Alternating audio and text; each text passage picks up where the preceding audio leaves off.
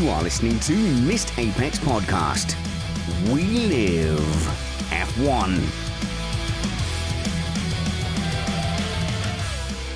G'day, and welcome to Missed Apex Podcast. I'm Uncle Steve, and I'm here in the podcasting broom cupboard just putting the finishing touches on today's Missed Apex magazine program. During the week, Spanners and Matt put together some great interview segments that I'm sure you're really going to enjoy. But before we get to that, just a reminder that we are an independent podcast, produced in the podcasting shed, or broom cupboard as the case may be, with the kind permission of our other halves. We may be wrong, but we're first.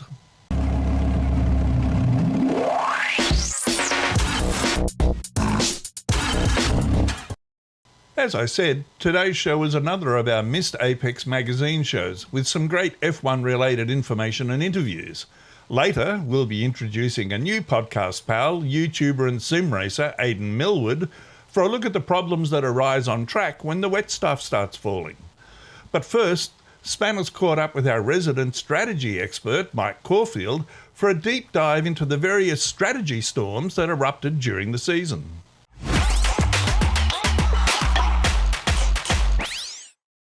Hi guys, Spanners here for a magazine show segment. Matt Trumpets is also here. Heyo. And Matt, like me, likes to play along when he watches Formula One. It's not just a TV show for me. I like to immerse myself in every aspect of Formula One. And that's why I always want rules of racing to come out of Formula One, because I like to play referee. I like to pretend I'm the race steward, and that's why I love playing the Whose Fault Is It segment on Missed Apex so much. And then that's the reason we do all the sim racing and the karting at Missed Apex as well. So I can equate my karting experiences when we do our events and our sim racing to what the drivers are going through, and I can sit there like, I'd never have done that. I wouldn't have gone for that move. Why didn't Bottas defend harder?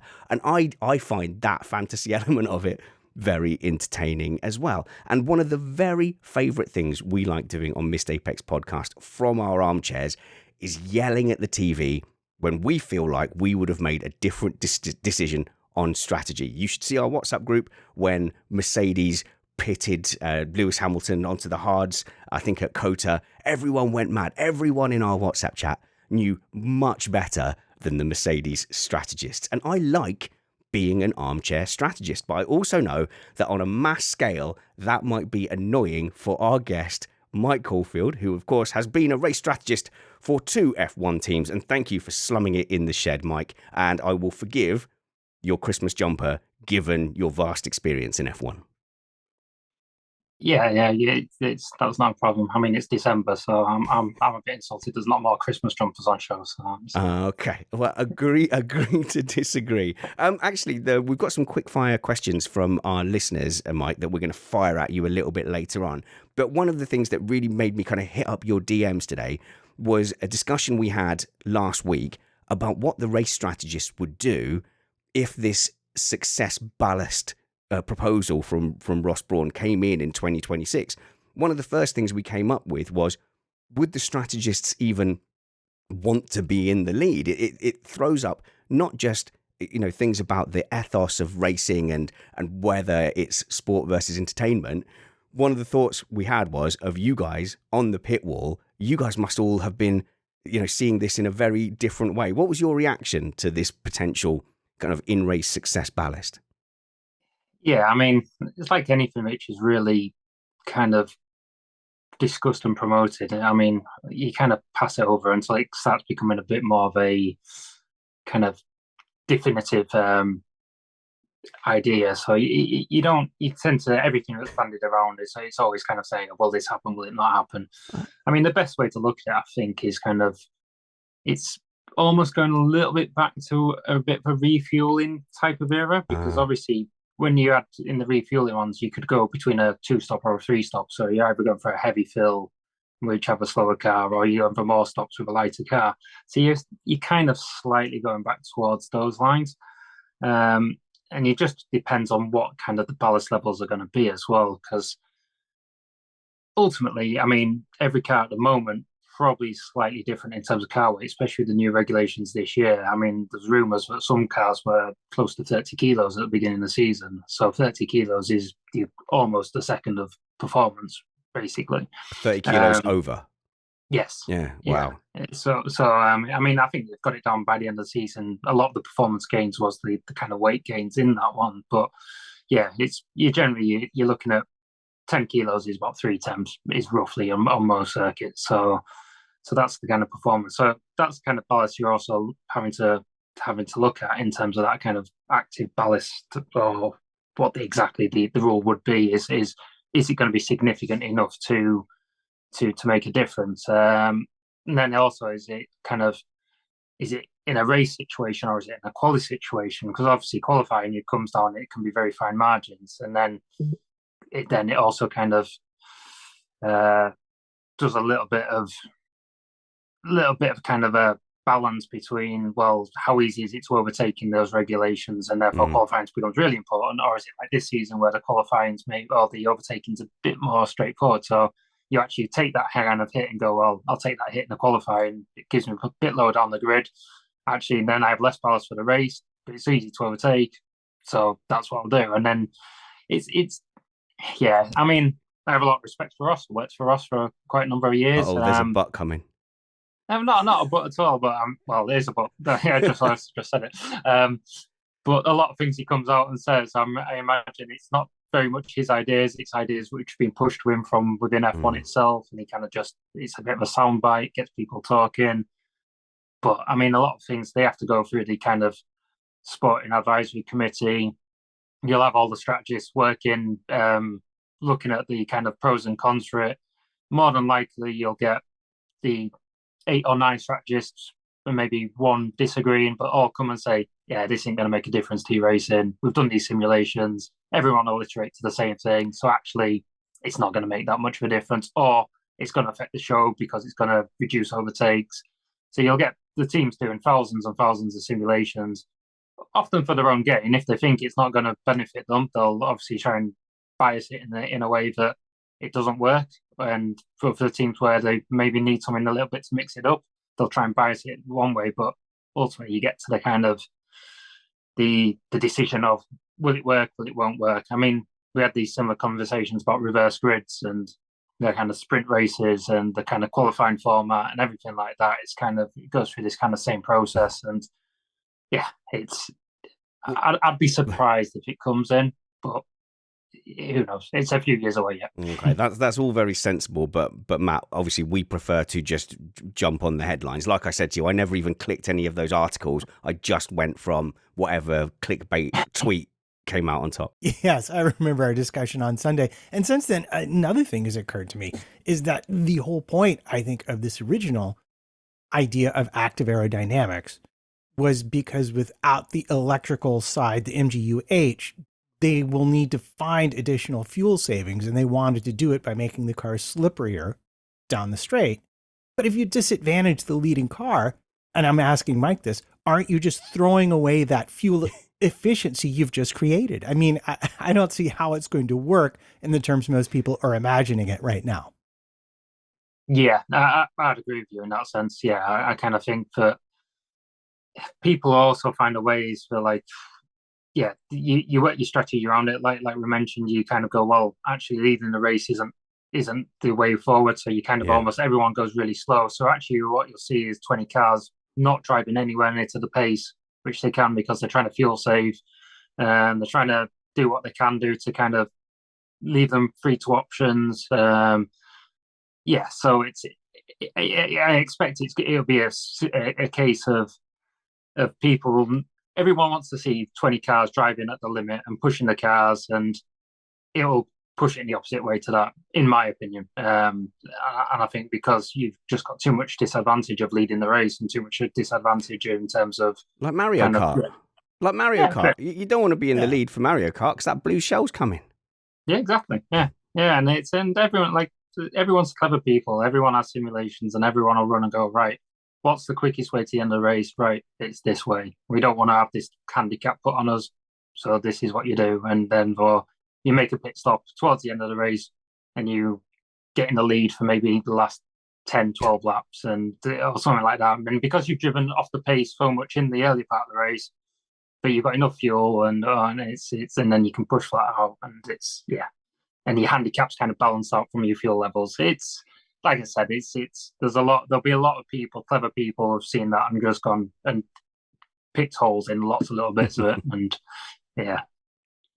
Yeah, I just had this hilarious mental image because I used to race bikes on a velodrome of like the sprints where they come to a dead stop for 5 minutes before somebody finally goes. And then it made me think of like some of the DRS zones. We've actually seen this. Yeah. Hamilton and Verstappen trying to not lead the first DRS zone. Yeah. It's like Monza qualifying, isn't it, as well, when everyone piles out the pits in Q3 and then everyone basically goes round the slowest pace possible because no one wants to lead, and it will be similar to that in a number of circuits. Yeah. So actually, one of the questions I wanted to ask you as a strategist is, what is it like? And this is not the most thrilling question in the world, but what is it like to get an F1 driver to drive slowly? So you have to spend a lot of the time driving slowly. I've spent a lot of time on here talking about why people don't build up a Schumacher style gap anymore up front, and I guess maybe because there's more safety cars, you don't want to burn fuel and burn your tires building up a big gap that could just get snuffed out. I think to start with, you go, well, how much of the race are the drivers pushing flat out? And I've got a feeling it's going to be a bit of a depressing answer. Yeah, it's I mean, a lot of the topics, like so going back 1 year, so obviously I don't have the experience of this year and the tyres this year, but actually the tyres are degraded more this year, so I expect it's still a big conversation. Is you're going into the race and your main conversation is how much tyre management's needed, what compounds need the tyre management, what corners do you do that, and basically how much time, what's the most efficient way of doing it. So for example, Barcelona couple of years back is the prime example of a two-stop at Barcelona is often not the ideal strategy to do because it's difficult to overtake. Yeah. However, Hamilton made that work perfectly because the one stop at Barcelona was so marginal that you had to do so much tyre management to get your tyre life to the end, whereas the two-stop, you were then able to push.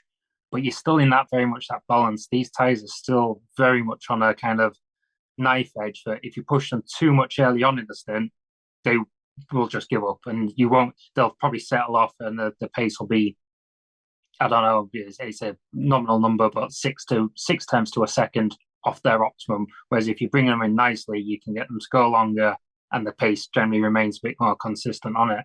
So yeah, in terms of your answer, there's always some kind of management going on. It's very unusual for it to be that kind of flat out. You can do kind of quali style laps. You can kind of push it down. There is the occasional one where you've got the kind of a hard compound. You've got nothing to lose basically. You can go right, try and catch him, but often you do that. But again, you take too much out of the tires. By the time the car in front, or you catch the car in front, you're starting to have that drop off. You don't have that performance edge to then make the overtake. So I mean, the last race of the season was probably a prime example of kind of that one stop, two stop, how tyre management done successfully worked against how it wasn't, basically. So I'm imagining the post-race debrief where you're going, yeah, really good performance, Kevin or Roman, or what you had in your time at Haas, and you go, that was great, but here's the areas of the race where you needed to have driven slower. And I can just see their little faces just, dropping. You go to the next race and go, right, so I want you to not do race cars. And these guys have been trained from like age dot to go as fast as possible. And yeah, it's definitely it's hard in that sense. I think it's they always wanted the strategy where you kind of going, I can drive flat out, but like I just said, it was never any drive flat out. There was a kind of, well, you still need to make it to this lap. And if you're driving flat out and you come on back to me and say, I need you to make it to lap 18 to make this work, and you push really hard and you get to lap 12 and go, now my tyres are gone, then you're just in a bit of a no man's land. So there was still that kind of balance, but you still had to make it last to a certain point. And then there's the other aspects of it where they understand it.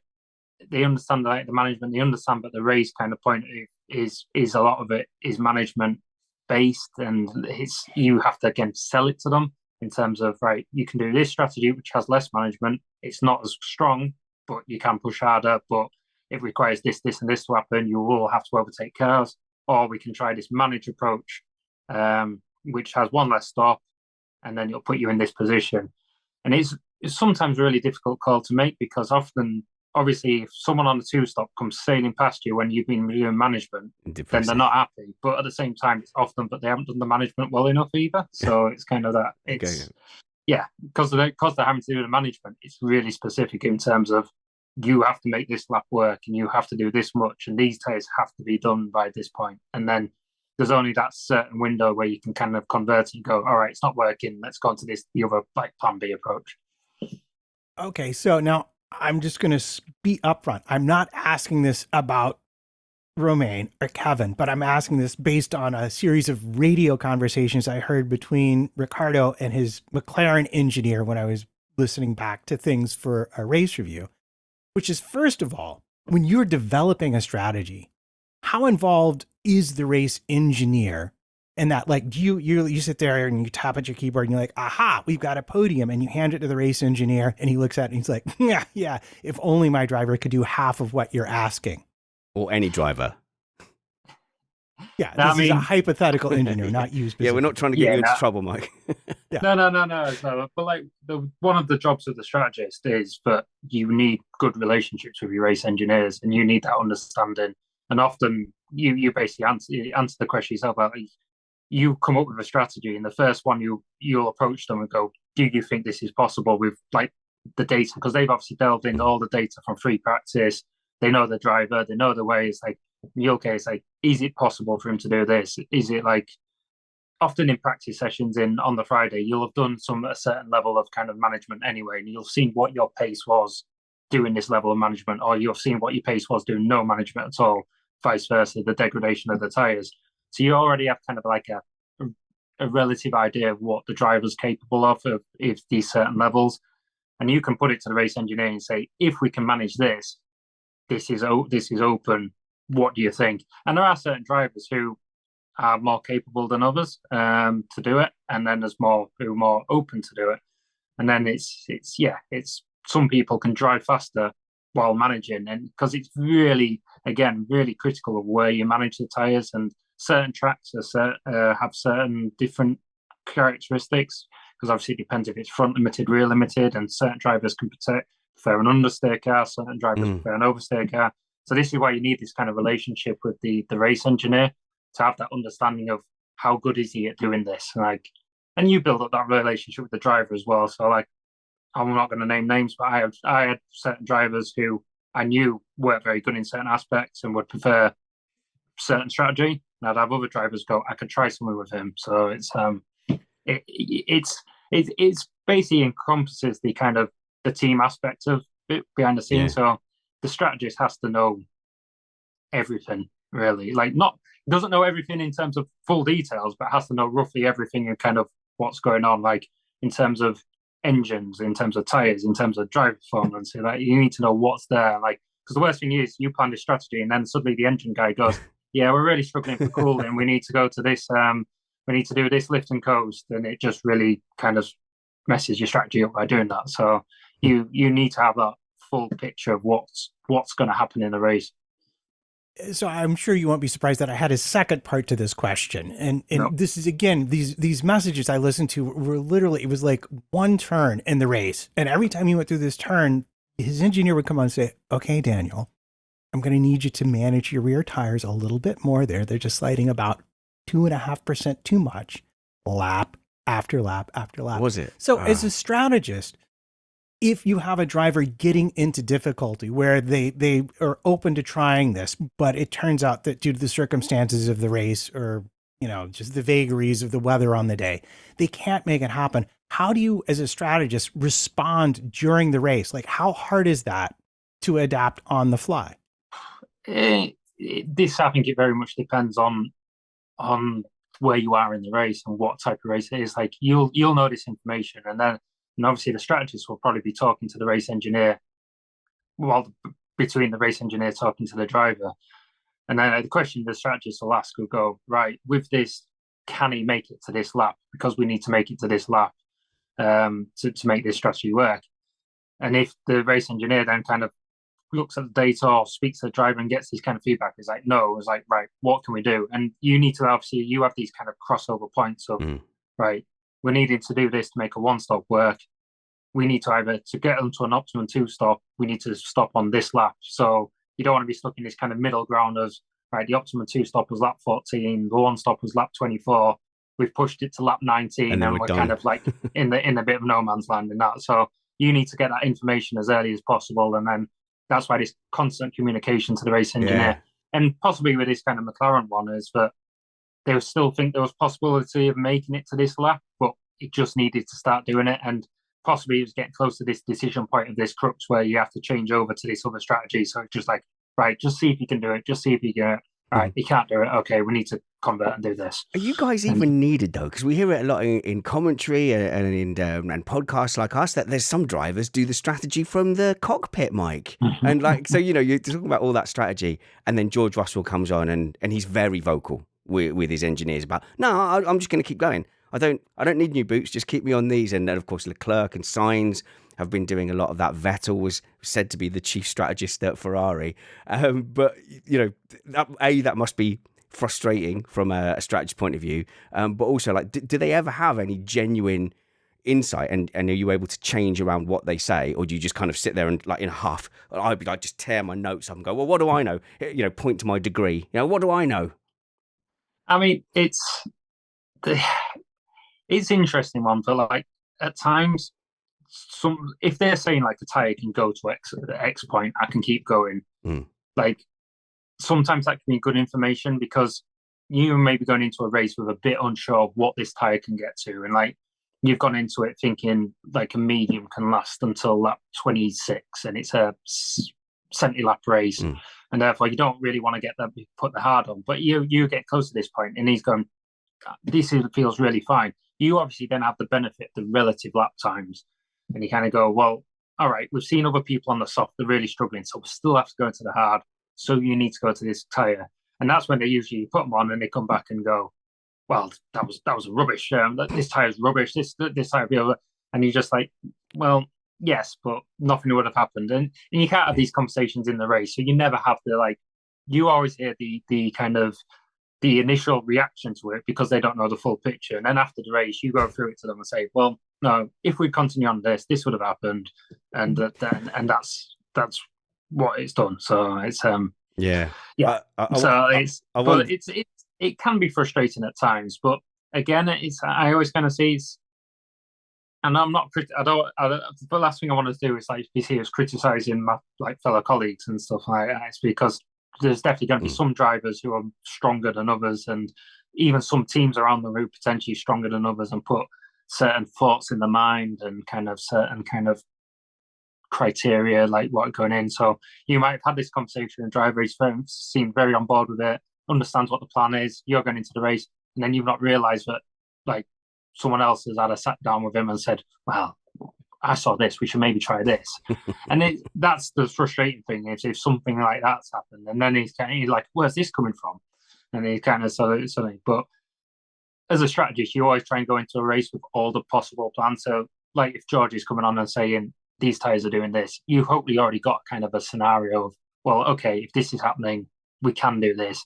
But if this is happening and this is also happening, it's still better for us to convert. And yeah, but they can only...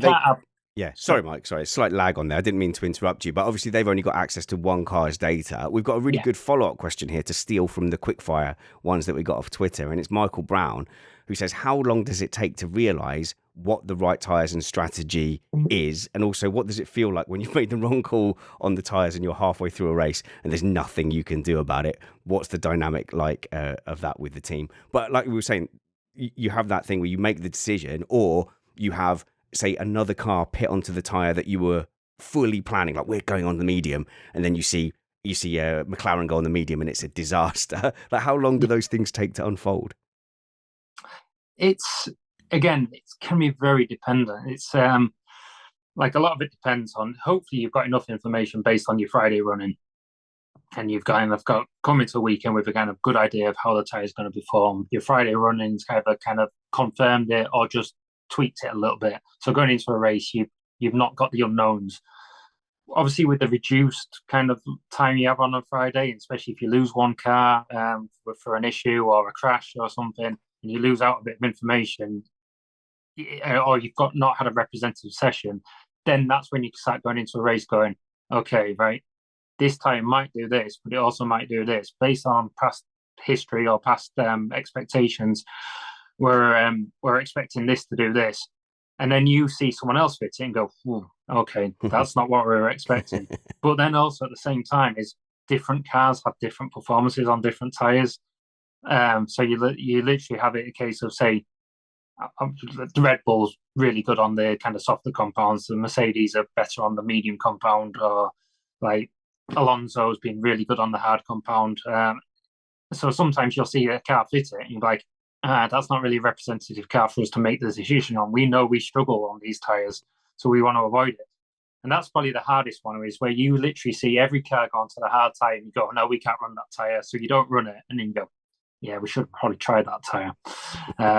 And it doesn't work out. So in terms of that kind of, if you fit a tyre and it doesn't work and you go, wow, and there's nothing you can do about it. Unfortunately, that is the case. There's nothing you can do about it. You'll just have a whiny driver, you'll make an extra pit stop, and you'll be on a suboptimum strategy.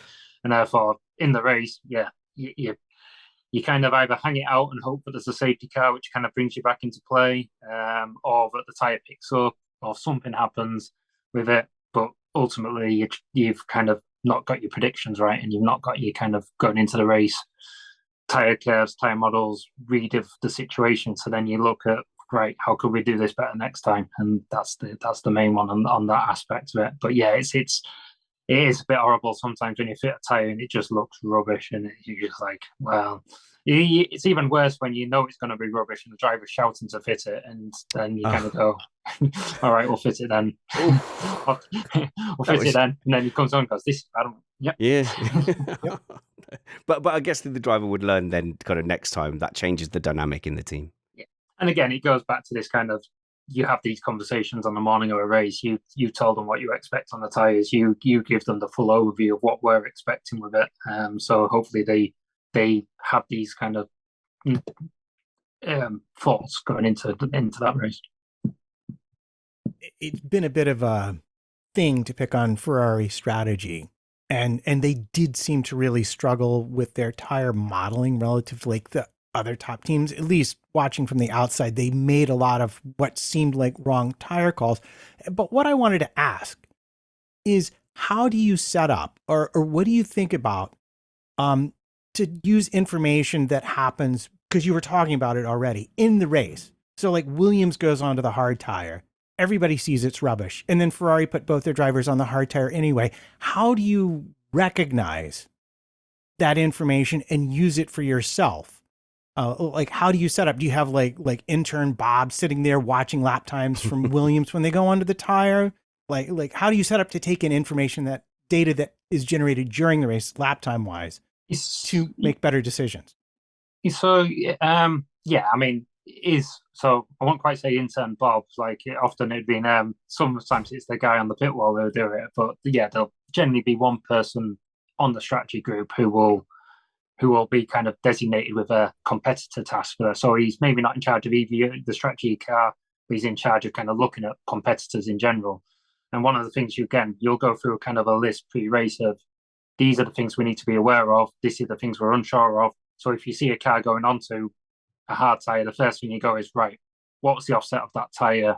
Obviously, you don't know kind of what the wear life or degradation is until they're a number of laps into it, but you can generally see what their pace is. And obviously the best one is if they've got one car on, say, the hard and one car on the medium, you know generally what their kind of pace is. If they've maybe got an offset driver pace, you then apply that, and then you have kind of overview that one. I can kind of imagine that Ferrari point of view is, but they'll have someone looking at it, but potentially, like I said, but maybe they don't think Williams was a representative car for themselves to look at. So they see Williams going onto a hard tyre and they go, well, no, it's fine. They often struggle on that. We're often good on it. And then they go onto it and go, okay, we're also rubbish on it. So, and it's, so sometimes it's kind of can be that aspect of it, is that you look at certain cars, and some cars are just, you don't feel are representative in terms of performance, downforce level, etc. Okay, well, I think we'd like to move on to a couple of quick fire questions right now. And my first one for you comes from Ing0. And I love this. Is there a particular track that is especially interesting or important strategy-wise, excepting Monaco? Because we have things that we can't say about Monaco here on this show. Okay. Yes, no, it's a good question. I think they all have the kind of little characteristics. I always found for myself that Barcelona was always an interesting one. And it's not really it can very much depend on what tyres are being brought to the circuit and what tyres are kind of go. But Pirelli always seemed to do, I guess potentially it's due to the amount of testing you used to do at Barcelona, but it was always that borderline 1-stop, 2-stop there. And because it was difficult to overtake, it always forced everyone to kind of go onto that. You want that one less strategy because it's not easy to overtake, but the tyres are on such an edge. So it's kind of that borderline of, right, how much again, going back to the management, how much management do you do? It's like, can we make this work? Is it still going to be borderline? And you've got to make these decisions quite quickly on the fly, and the safety cars can make a big impact on that one. So I always found Barcelona, it has a bit of everything as well. It has the slow speed, it has the quick, fast speed. It is kind of a general circuit which has a bit of everything in there. So I always found that one was a tricky one. Singapore is obviously it's always safety cars. So that one's you always took them in. Obviously, you can never plan and you never know when a safety car comes, but you also start looking into the date of safety cars in Singapore and you kind of go, well, it's always had one. And often in Singapore as well is a safety car often brings out a close second safety car as well. So you have that. I think there was one season, a few on back where you had about 3 in quick succession. 2017? Possibly, yeah. But it's one where we were running quite well in the race. I remember it. It could be 17 or 18 there, and like the first restart, we were on the tyres. We didn't put under the safety car. And the first restart, we were fine, held position, another safety car. Tyre temperatures dropped again. Next restart, lost their position, but we're still doing okay. Another safety car. And then by that third safety car, the tyres were just dead because they were just lost so much temperature. Yeah. But you were just a sitting duck, right? But like, it was an interesting one in that. So that one always had that little bit of aspect to play into it. And then I guess any track which is has made changes to like the track surface or like a bit of profiling of the corners. I mean, you go into that and straight away it's you have a lot of historical data and you're like, right, how much of this applies and how much of it doesn't? And then you kind of go, Istanbul 2020 when they had the oils on the. Oh, I mean that was it was awful but great at the same time. But I mean, we knew it was going to be bad, and it's him going. We were literally doing the track walk on the Thursday, and you're feeling you were slippy under your feet, and you're going, "Christ, this is going to be a nightmare." And it was a nightmare. But then it rained as well, which just made it absolutely another level in that.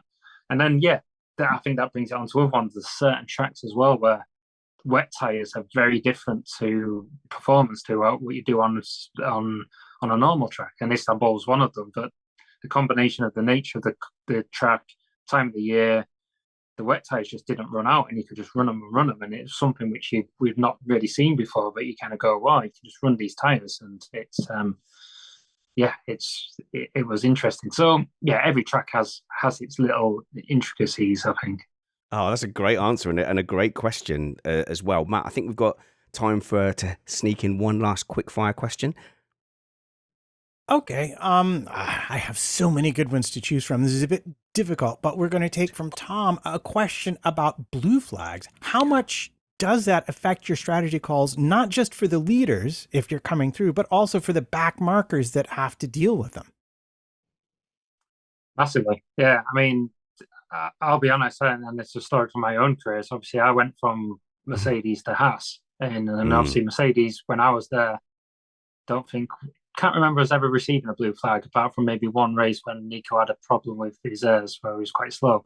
And then obviously I went to Haas, and while we were relatively competitive, obviously the leaders were going through, and I think it was about my 4th race there at Sochi, and I was going for the undercut against the car, and I made a pit stop, and I pitted straight into a blue flag, basically. And then obviously you lose about 3-4 seconds is the time loss for a blue flag, and therefore the chance of an undercut goes, and it's gone.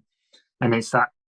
So a lot of it then plays into your decisions. You'll be looking at the window and you go, I've got a pit stop window here, but I can't pit it because if I pit now, in 2 laps time, potentially Hamilton's going to come through or Verstappen's going to come through, and then I lose time, and then I don't get a chance. Or if you're trying to like prevent the undercut, so like often that's like if you've got a car quite up front, you don't want to be undercut, so you'll make that pit stop, and that's potentially the worst. You pit straight into a blue flag, you've lost that position.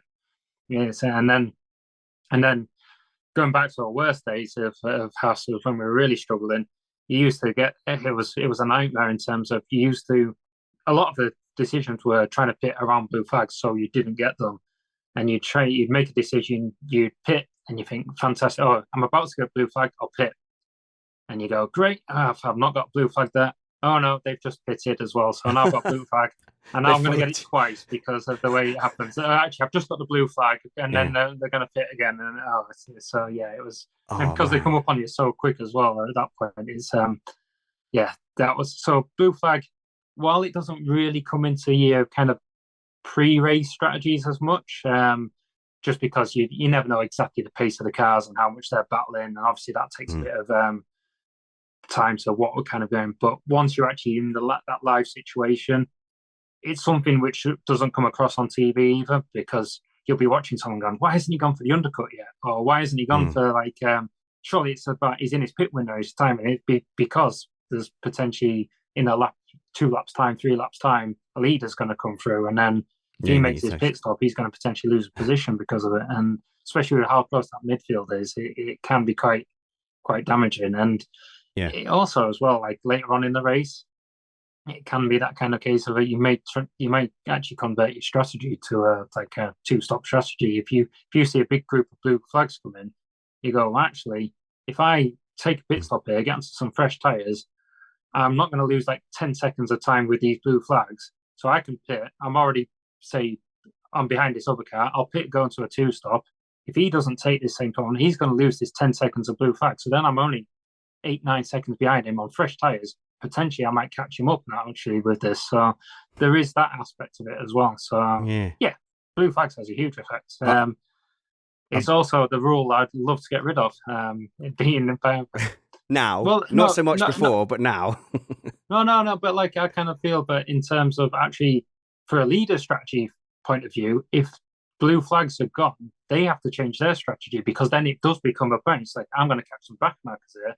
I'm going to catch his group of back markers here, and I'm not going to go through. So is it better for me to pit stop or to try and get through them and having to overtake them? And I kind of think sometimes that maybe now, like, it's even more relevant because you've got cars who can overtake, like better.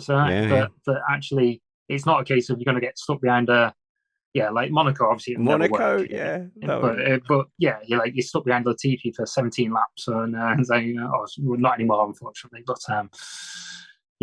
but it's definitely something I'd consider, or at least do some evaluation on what effect it would have, because I do think it would definitely add a new strategic element to both your backmarkers and your leaders as well. I'm just imagining the conflict in the future making of Caufield, the movie, where you make that transition, you make that mistake on race 4, and someone turns to you on the pit wall. This ain't Mercedes no more, Caufield. You ain't us now, Look at the arrogance of him. And then that's a conflict point, and then you and that northern guy become best friends in the end, I imagine. Is it Sean B? Yeah. All my go-to northern is all Sean Bean, and he has to obviously die tragically at the end, presumably murdered.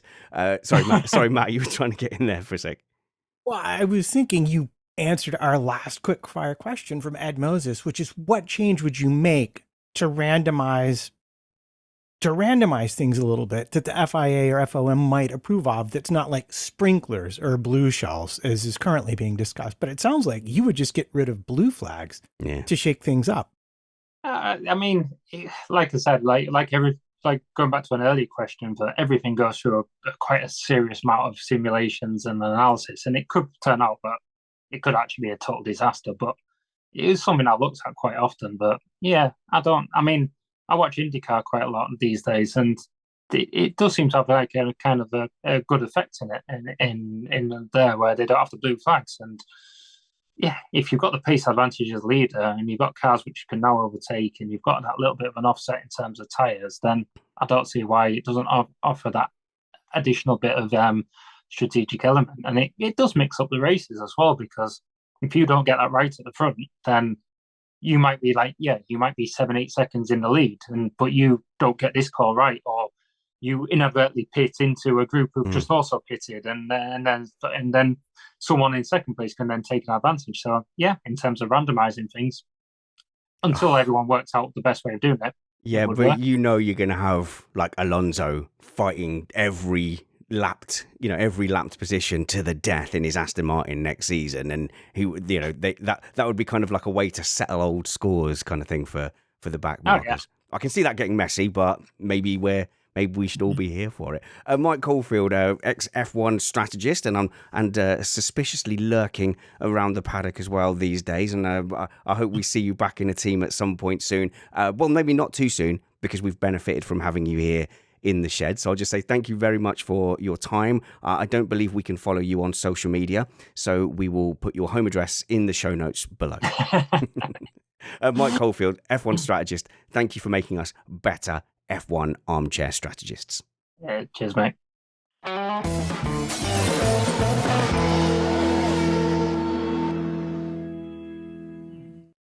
Thanks, Spanners. F1 strategy always seems like high-speed black magic to me. I mean, there's just so much to consider and so little time to do it in. The stress levels must be enormous. I guess that's why there's no old strategists around. Next up, Spanners and Trumpets sat down with YouTuber, content creator and sim racer Aiden Millward for a look at the perils of racing in the rain and what we might be able to do to improve the situation for both the racers and the fans.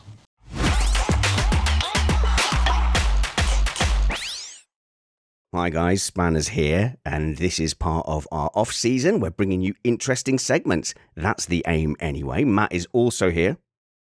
Hey. Hi Matt, thanks for joining me or remaining with me, depending on where this segment ends up. I'm not in control. Thanks to Uncle Steve for putting these together from the Missed Apex broom cupboard. But recently, I have been finding myself curious about why so much is going wrong during rainy days in Formula One. Monaco this year, Spa 2021, it all seemed like a bit of a mess, and people didn't seem to know exactly what the plan was going forward. Certainly viewers didn't understand.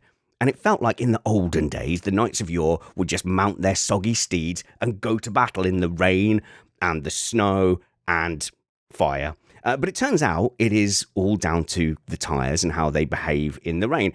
And since no one on the Missed Apex crew is even remotely interested in tyres, we've had to call in outside help. So today in the shed, we're going to make a new friend, and we're going to introduce you to streamer and sim racer and YouTube content creator Aiden Millward, who was introduced to me by Kyle Power, and I liked his content so much I wanted to introduce him to all my Missed Apex friends. Aiden, thanks for joining us in the shed. No, it's good to be here. It's something I don't do very often, but any opportunity is a good opportunity, so I'll try to answer any questions you've got. As in, you don't go outside of your own content bubble very often? Because I'm the same with leaving the house. Weirdly, I don't watch any of the other F1 YouTubers. Really? I try to pretend they don't exist. Because I don't want to end up saying what they've just said. I'll just punch my monitor. But oh, well, we've got a solution to that. And what me and Matt tend to do is we just hit record as soon as we can after a race, so that we're just spouting our ignorance into the void very early, and thus we don't even get a chance to hear what the official F1 pundits say. Yeah, that's one way of doing it, but you also run the risk of that whole I need to be first to get the content out, so you end up or being wrong, chatting stuff that's quite wrong. It's a good job our motto isn't literally we might be wrong, but we're first. But we will try to be right here now that we've got an expert on the panel. Tell us a bit about your YouTube channel first, because I was looking at your racing, and despite using monitors and not correctly using VR, you do seem quite quick. Well, I don't use VR because it makes me violently motion sick. Because I've got to have the old peepers on, so it's quite an experience using VR, but it's just something I've been doing for a while. And I started out doing the sim racing stuff, but then ended up falling into the motorsport history stuff with a video I did driving the Andrea motor car from 1992. So I told a little bit of the story about it, and it's like, well, this is mental. So I ended up telling the story, and then it's just roll from there, really. And I do the sim racing stuff from time to time, and See, I don't want to get too much into free content into sim racing or video games as Tocker was, because people get upset with that. But I just discovered that my whole gaming experience is a lie, because I was thinking about this new success ballast thing that Ross Brawn was talking about, making the front car nerfed a little bit so that the rear cars can catch up. And I was saying to the guys, oh, that's just like the Porsche Challenge on PS1 in 1997. And Brad and Alex were like, no, like nearly all of those arcade style racing games did it, including Tocker had a success ballast if you were the front car. And I feel like my whole gaming career is a lie. Yeah, they've only just got rid of that in the touring cars. So the limited hybrid, well, I say hybrid, limited KERS boost. At least they can run in the wet. And running in the wet is exactly what we want to talk to you about. So why did it seem like such chaos in Spa, and why did it seem like such chaos in Monaco this year? I mean, I'm exaggerating a little bit, and I understand that safety standards in the olden days and the cars were slower and different, but it really did feel like every time there was rain in the olden days, we all rubbed our hands together with glee and went, woohoo, here we go.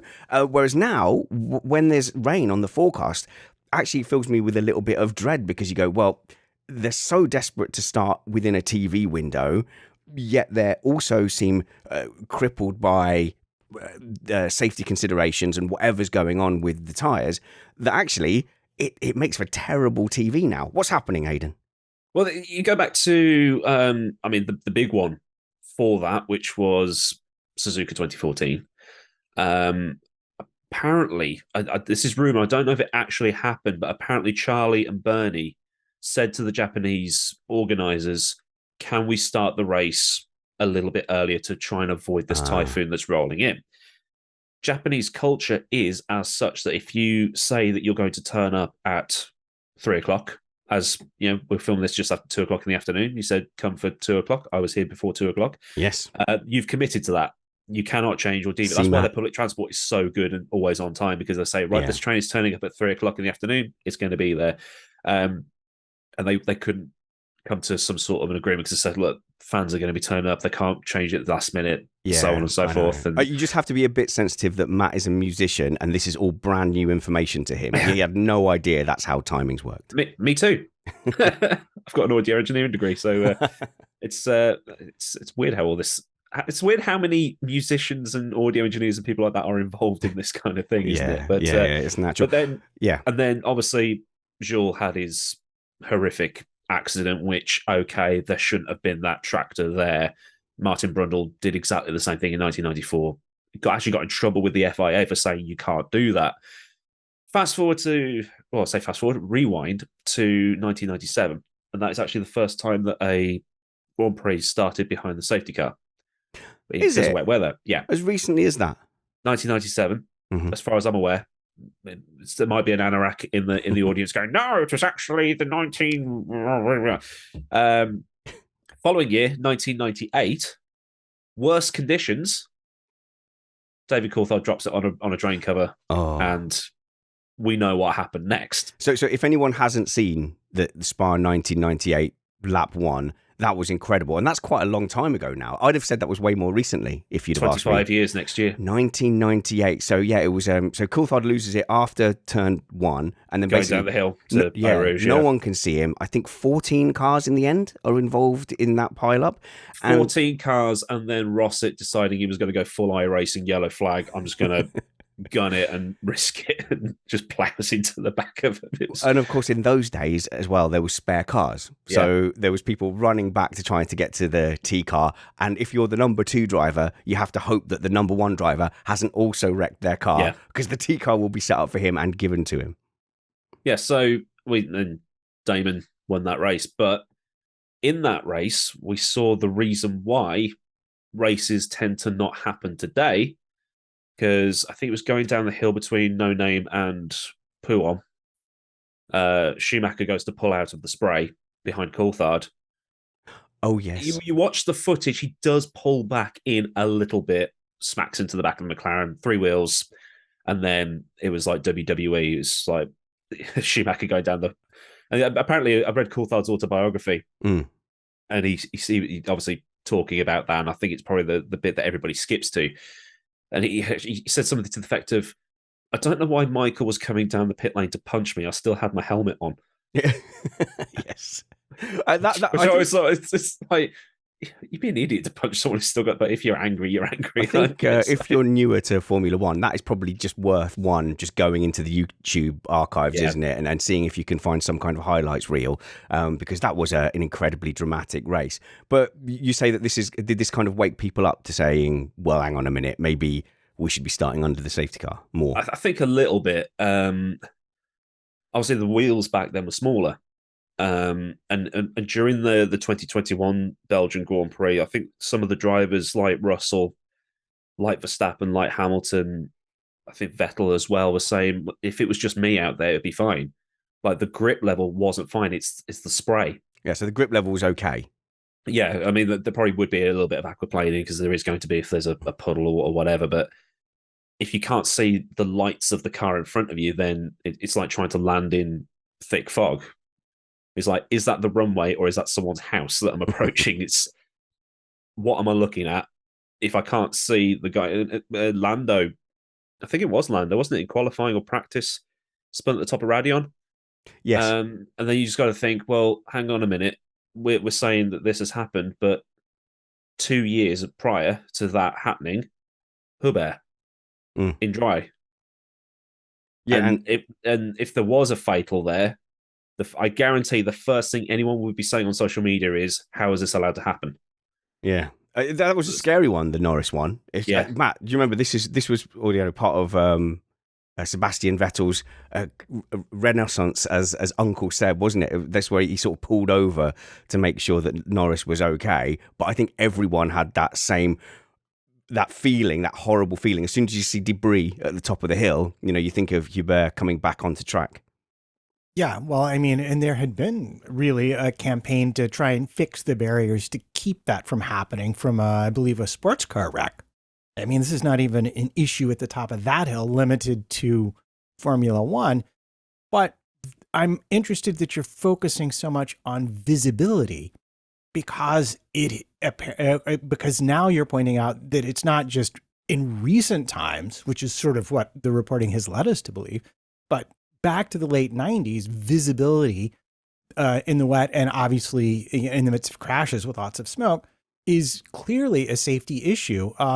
Do we know if the FIA is thinking about doing anything? I did see something about these mud guards that they want to put in because it's. I don't know if you've ever driven down a motorway in the wet and there's a lorry in front of you and it's raining and your wipers can't keep up. Mm-hmm. It's practically the same. I mean, there was a series back in Britain in the 90s. Damon Hill was being interviewed by Clive. Was it Clive Owen? I think it was not Clive Anderson because he's a comedian. I think Clive Owen. I think his name was. Yeah.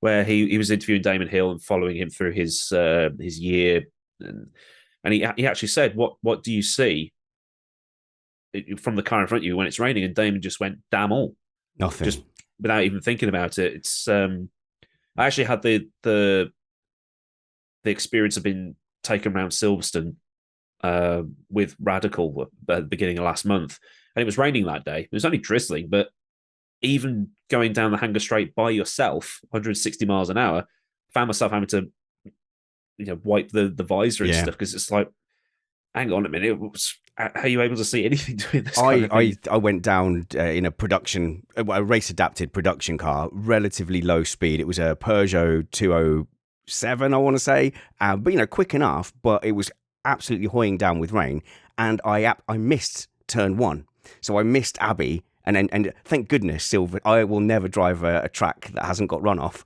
after that because I just missed Abbey and went straight on and ended up doing a little spin trying to make sure that I didn't go any further into the wall. But that's in a car with wipers and a big screen what on earth do they do in a tiny cockpit out of a small slit in the visor? If it's as bad as everyone's saying it is, how come we just accept it? Why not just go to, say, be like cricket and go, if it's really heavy rain and you won't be able to see, maybe we just do it on Monday. That's what NASCAR does, isn't it? It's just Is it? said, oh, yeah, it's raining a bit too much here, boys. Let's come back tomorrow. Do they do that, Matt? Yeah. Sorry to go to the... Sorry, Matt, you're American. Tell us about NASCAR in the rain. Therefore, I'm an expert on NASCAR. Yeah, yes, exactly. Of course. They do. But we also get here, especially where they tend to run the races, we also get like big, massive electrical storms, lots of lightning. So they will do that, and also high winds, which is, not always ideal when you're running at those speeds so close together. So I think we're getting into the kind of the problem solving part of this. We do this on Missed Apex a lot, Aiden. You'll have to get on board. We just solve all the problems in F1 super easily. But when you get into kind of the problem solving part of it, so the first proposal is these detachable mud guards, and I'm just waiting for the first team that somehow gets aero parts onto those mud guards. That's the thing I was thinking is they stick these not aero, but these mud guards in behind the rear wheels, like the old Dallara DW12 from IndyCar, where it had the fairings on the back, and it's like there's going to be one team where they're going to put those on, and it's going to mess with the rear part of the floor, even though it's like behind the wheel, and it's like, are these going to be spec? Yeah, things they're going to have to be spec, and they're going to have to be detachable, I guess. And will they have to come in and out of the pits to take them on and off? Yeah, exactly. Matt, sorry. Yeah, well, I think even the bigger issue here is, one, will that mean the track doesn't dry? Because now we're redirecting spray back down. Oh, yeah. Onto what would normally be the dry line created when you move that water. But even more importantly, I've seen the question raised of, is the spray problem even really coming from the tires? Is it more coming from the diffuser? And I don't know the answer to that question, not being a bona fide aerodynamicist. But it immediately occurs to me that, your cockpit is sat in the center line of the car and the wheels are off to the side. So unless the spray from the tires is getting sucked down into the center line, it seems like to me that the real issue for the driver being able to see the car in front would be spray coming out of the diffuser. And I'm not sure mud flaps is going to solve that problem. That's a good point. Yeah, and I guess also, like, okay, we go, Matt's super old, I'm 42. Aiden, you look like a sprightly 28, but I guess you might be a little older. 32. 32. Oh, that's not bad. So you've still got some hope. Rough paper round. Yeah, uphill, yeah. But in the olden days, the attitude to safety was different, and there was that kind of bravado and machismo, that people were like, yeah, well, of course, injury and death is all part of it.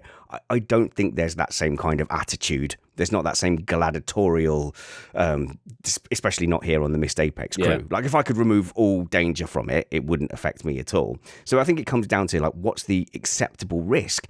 And they've been more risk averse recently with getting the starts going. And I can't argue with that, because I like safety. Saying we have to win every day. Death only has to win once. But it doesn't make for good telly, does it? Well, it's funny you mentioned that, because yesterday I did a video about speed limits in the pit lane and how all that started. And someone commented, it's like, how could that Imola weekend of 1994, 12 people were hospitalised, 2 people died. No. 12 people. From Senna, Barrichello, Senna, Ratzenberger, 3 drivers, 8 spectators, a policeman, and 3 mechanics in the pit lane. It was a different time, but that's not even that long ago. But the thing was, Formula One was being beamed into everybody's living room that day. The face of the sport, the most famous racing driver at that time, dead. So imagine if this had happened today with Hamilton or Verstappen or one of those 2 drivers. Plus, now we've got the internet. Think of how quickly Hubert's crash was put on YouTube and Twitter and Facebook afterwards. Yeah. It would be, they then got to think of TV contracts, sponsor contracts, insurance, legal, all this other stuff. So I think it's like, it's kind of like when they say, oh, they don't put Frankie Boyle on TV anymore. They don't put Ricky Gervais on TV anymore because he's too controversial. It upsets people. It's the producers and the lawyers going, we have not got the time to deal with the stuff that this will bring. So we're just not going to bother because we don't want to. We're just going to avoid as much of a storm as we possibly can. What you're saying is realistic. It's obviously, it's the cold side of it, isn't it? Which is that the maths don't add up for the lawyers and the PR people. And I can completely understand that. And that's fine. I get that. But reminding me of that day as a 13-year-old, that probably explains a lot of why I'm risk averse with my attitude towards Formula One and why I don't need it. Because 13 is a very influential age, isn't it? Yeah. And then suddenly seeing 2 drivers being killed in one weekend. And like you say, not that Ratzenberger's death wasn't a tragedy, but Senna was an absolute icon in the sport. I had a kind of godlike, appearance within Formula One. And you go, what? It seemed impossible that Ayrton Senna could suddenly just be gone just like that. Well, the same thing happened with Jim Clark in 1968. They went, well, hang on a minute. If Jim Clark can be killed in a racing car, then I can be killed in a racing car. And that was when they kind of finally woke up to the whole safety thing. It's one of those unimaginable things. It's like, imagine if Messi dropped on the pitch in the World Cup. They'd be like, that's Messi or Ronaldo, or now with Pele in hospital, it's like, it's Pele. It's one of the icons. It can't happen. So, this is it, Matt. I don't think we come across many people with that kind of gladiatorial attitude anymore. So in the context of this conversation, you go, well, you can understand they want to avoid as much risk as possible. So it almost becomes, right, what's the safety element? What's the thing they can do to get races going so it's not boring? It's almost like, what's the least worst option?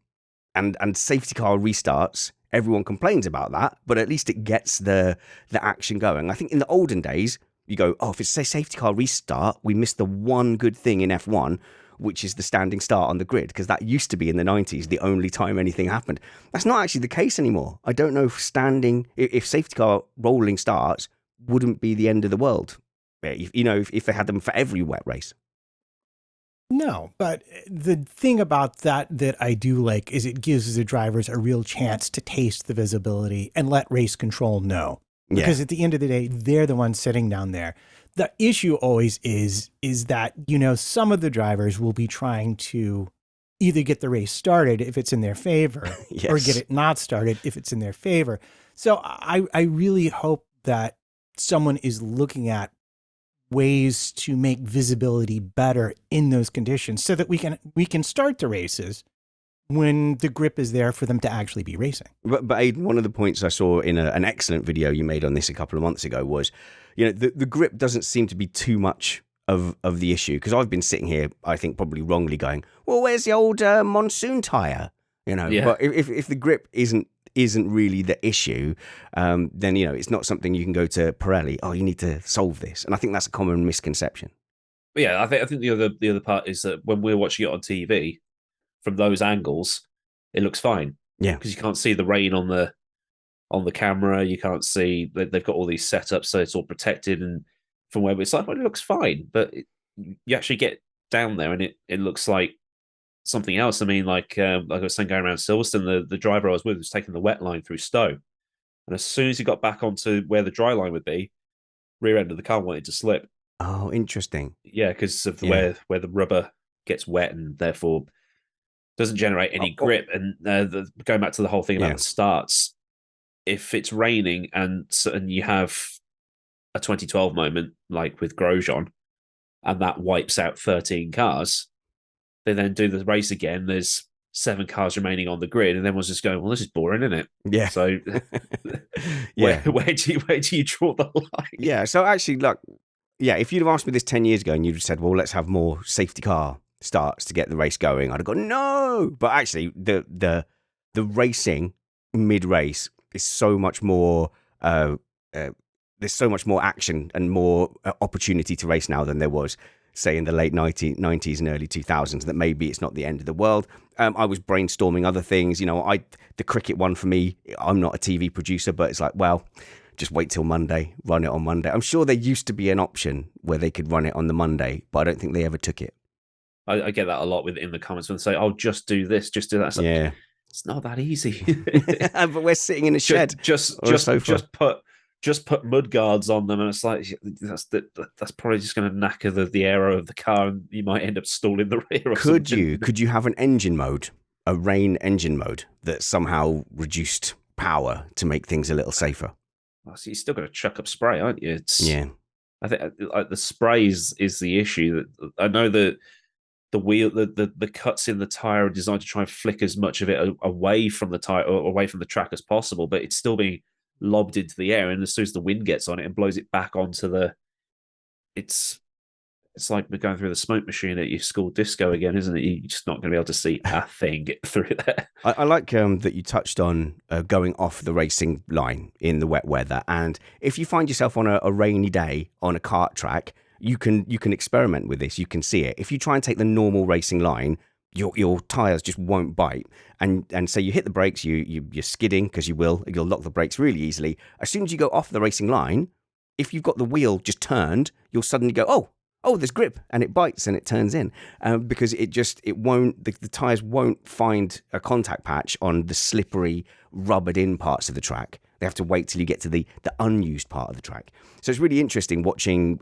say, races like 2018, 2019 Verstappen in Brazil, where he just blew everyone away with that second place finish and ended up lapping Ricciardo.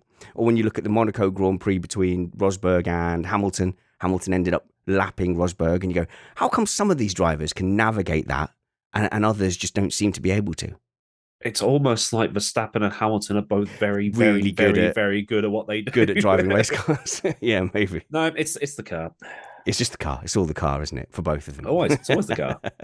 Okay, so look, I'll leave this with you then. We don't want boring events like Spa 21. We don't want to be hanging around like Monaco. We also want everything to be safe and nice and lovely. So, Aiden Millward, YouTuber, a sim racer, new friend of Missed Apex podcast. Solve it for us. What do we do? That's not an encouraging sound. I don't think you can.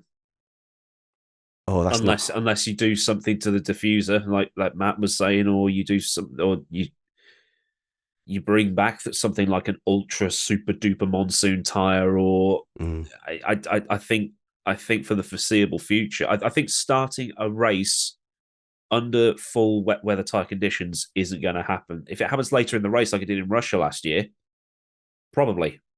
I think that it's with sponsors and legal and contracts and the billions of dollars that go into it, I think hands are well and truly tied, and Formula One has backed itself into a corner because of these constant multi-billion-dollar contracts it keeps signing.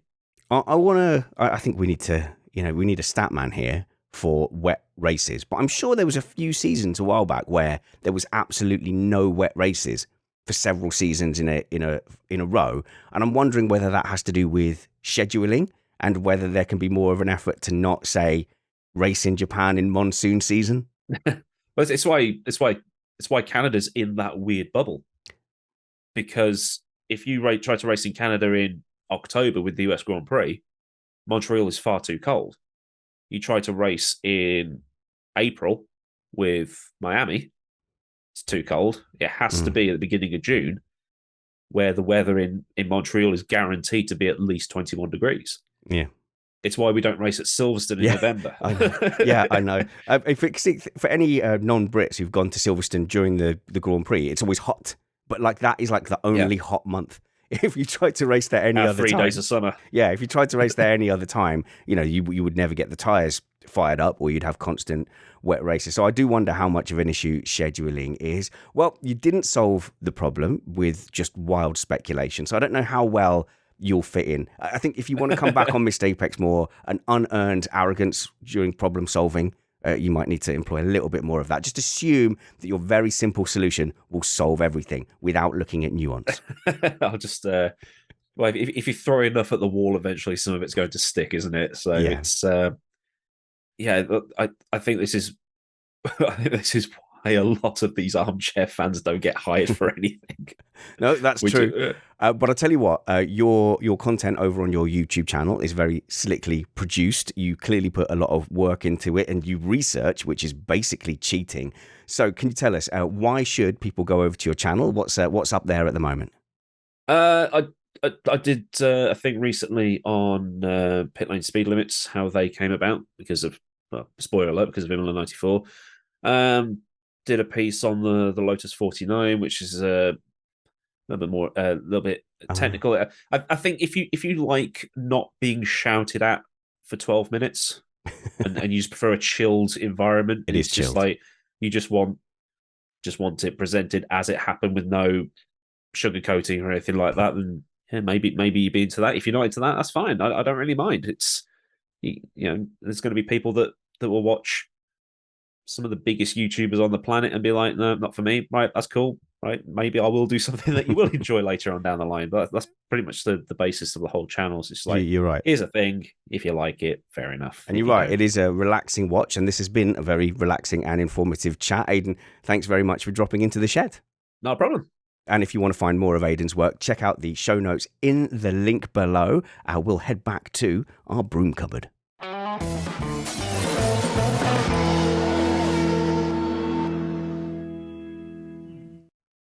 Thanks, guys. It appears there's no easy solution to this problem, if you'll pardon the pun. All we can do when it's wet is be patient and pack a brolly. Well, that's all for today's show. Thanks for spending some time with us. We'll be back next week with some more great off-season content. Until then, as Spanners says, work hard, be kind, and have fun. This was Missed Apex Podcast.